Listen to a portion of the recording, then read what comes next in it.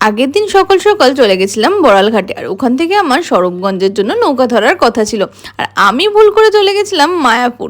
নবদ্বীপের মেয়ে হয়ে যে আমি এই ভুলটা কি করে করলাম ভগবানই জানে। যাই হোক, আবার স্বরূপগঞ্জে এসে ওখান থেকে বাস ধরে চলে গেছিলাম তিশাদের বাড়িতে। খেয়ে দিয়ে সবে উঠেছি, এমন সময় দেখলাম ঝোড়ো হাওয়া দিচ্ছে। আমরা ভাবলাম ঠিক আছে, ওয়েদারটা খুব সুন্দর হয়ে গেল, এই ওয়েদারে যেতেও ভালো লাগবে। তো আমরা খাওয়া দাওয়া করে একটু রেস্ট নিয়ে সবাই মিলে বেরিয়ে পড়লাম বারোদোলের মেলা যাব বলে। আমরা মেলার সামনে গিয়ে জাস্ট নেমেছি, আর সাথে বৃষ্টিও নেমে গেল ঝমঝম করে।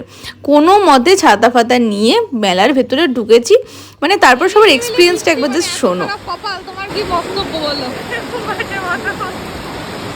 জ্বর এসেছিল, আবার বলো তুমি কি করছো? দেখো তোর কথা শুনে আচার খাচ্ছি, বৃষ্টি হচ্ছে। পেন্না পাড়া খুলতে দিলি না।